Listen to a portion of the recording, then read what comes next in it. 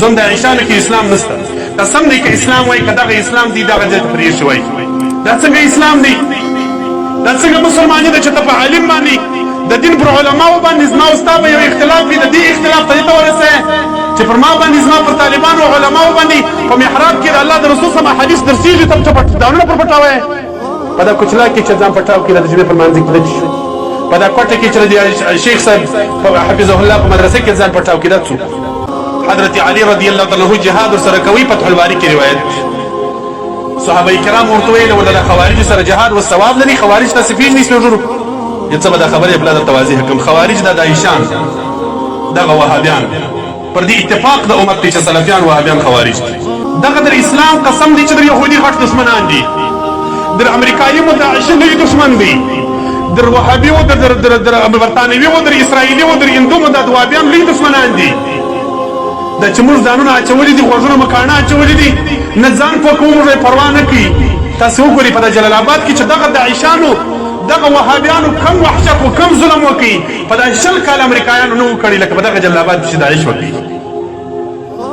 دغسې وحشت امریکایانو ګورئ زموږ د ولس سره نه وکړي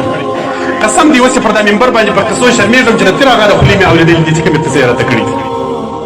چې د دې عام ولس سره د دې سپین ږیرو د ځوانانو د دې خلکو سره کومه معامله کوله یوه قصه یې درته کوم پروا نه کوي چې خالص تاسې پوه کړم چې دا خلک زموږ سره دا د چا خبرې دي دا د پیر هغه سره خولې کوم پوښتنه ځینې وکړي د سپین ږیرو سره یې لواطت کوي هغه صاحب ویل وایي ده خو نه سوی ورنږدې کېدلی رسي 4-5 شپې مخکې زموږ مدرسې ته راغلی وه مې دا قصه وکړه اوس هم د ده ټلیفونان ووایي چې راسه په کار وایي زه خو نه سوی ورنږدې کېدلی یو بل مولوي صاحب یې ورواست وي ما د سپین ږیري وایي وایي دا خلکو زموږ سره لواطت کوي ته پوښتنه ځینې وکړه دې دا عیشانو سره چې رښتیا دي که د سپین ږیري درواغ ورته ډي وایي چې بندیانو سم پوښتنه وکړله هغو کوي مو وایي موږ ولولي ولدي ولمشران ول دا ثواب درته لري دا زموږ ملایان دي تاسې فکر وکړئ کافر که زما سره یو څه کوي مسلمان خو مې بولي دا د کفر بچی خو ما کافر بولي د اعماله سره کوي موږ خو 20 کاله د کافر مقابله کې هغه قرباني ورکړله چې د دنیا تاریخ یې بل څوک نشي ښکاره کولی چې افغانانو کومه قرباني د کفر مقابل کې ورکړله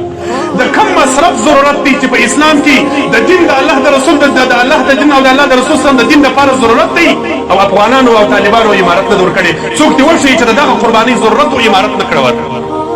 نن زموږ د قرباني دغه نتیجه سول چې د مسلمان په جامه کې یو څوک موږ وژني موږ دا رقم استعمالوي چې زموږ د عوامو خلکو د سپین ږیرو سره لواطتونه کوي نعوذ بالله تاسو ولیدل چې خلک سپین ږیري پر بمانو باندې کښېنول او پټاونه یې ورکړل بیا یې ویډیو ځینې جوړول دنیا ته یې ښکاره کوي چې موږ دغسې اعمال کوو د چا سره یې وکړل امریکایان یې کښېنول یا هغه د افغانستان مظلوم ولس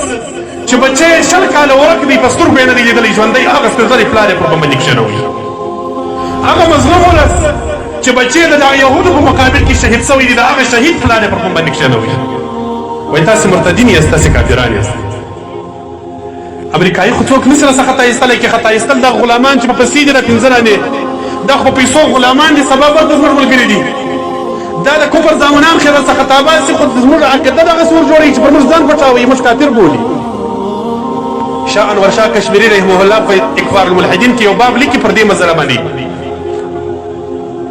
مطلب یا فصل په نامه لیکي في ان قتل الخوارج افضل من قتل اليهود والنصارى د خوارجو قتل د داعشانو سره جهاد دا در یهودو در نصاراو افضل دی ځکه داعشی خارجی وهابی د یهودو نصاراو بد دي موږ یې کافران کوو نه دا زموږ د ائمو د امامانو احتیاط دی که څومره کتاب کې لیکلي دي ما د علماو سره پر دې بحث ډېر کړی دي خبره دلته تفصیلي نه کوم زموږ ائمه وایي خوارج کافران نه دي خو په بدۍ باندې د کفر بده فتنه خوارج دي زه وایم چې امام ابو حنیفه رحمه الله ته به شاید د دې دغه عقیدې نه وي رسېدلي لکه نن چې زموږ په زمانو کې د عایشانو وهابیان کومه عقیده لري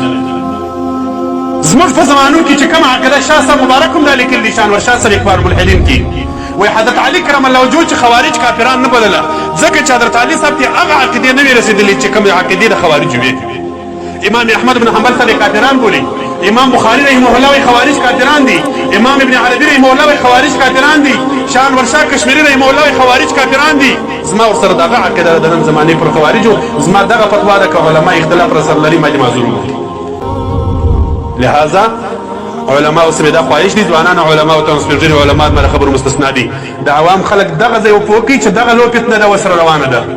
قسم دی لم داعش درلو فتنه بله فتنه نسته داعش د چا پیدا سو د دغه پنځپیري او د دغه سلفي د دغه شیخ ماندا د زامنو څخه پیدا سو دا دلته چې پر موږ باندې د شرک په ټاپې لګولې دا چې دلته زموږ عوام مشرکان بلله دا چې کبه ملاس د چا ورمچ کې ور مشرک کما د خود د دولسمې خیرات وکي وای مشرک کما زیارت تولاړو وای مشرک کما د متعوذ و خوردا وکړ وای مشرک دغه د ایشان ټول نور خلک د ایشان نه دي دا رحماني صاحب دلته وس ولاړ شو دا رحماني صاحب په جلسه کې دغه پیرغه صاحب بیان کوي ول د ایشان دغه ځای پیدا سول د پیرغه صاحب ویل چې فاجرو کې به مش پلی به شل دی بوله سرخاکي مې شي د حرام ده دغه پولیس ول د ایشان